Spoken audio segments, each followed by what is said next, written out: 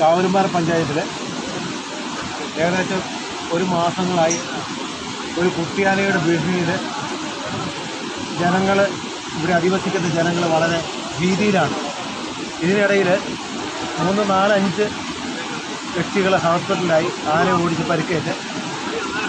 ഇന്ന് അതുപോലെ തന്നെ ഈ കുറുമ്പാറ കാവലുംപാറ പഞ്ചായത്തിലെ ചൂരുണി മേഖലയിൽ ആന ഇന്ന് ജനവാസ മേഖലയിൽ ഇറങ്ങി വീട്ടുമുറ്റത്തോടെ നിന്ന് കുടുംബാനെ ഓടിച്ചു. നാട്ടുകാരും RRT ഏതാനും അംഗങ്ങളും ഒരുമിച്ച് കൂടി ആനയെ ഒരു ചുറ്റുവട്ടത്ത് നിർത്തിയിരിക്കുകയാണ്. കാരണം ഇതുവരെ സംഗതി ഫോറസ്റ്റുകാർ പറഞ്ഞിരുന്നത് ആനയെ ഞങ്ങൾ അന്വേഷിച്ച് നടന്നു, കണ്ടില്ല എന്ന് പറഞ്ഞു. ആനേനെ മയക്കുവെടി വെച്ച് ഇവിടുന്ന് കയറ്റിക്കൊണ്ട് പോകാമെന്നുള്ള നിർദ്ദേശം വിട്ടിട്ടുണ്ടെന്ന് പറഞ്ഞു.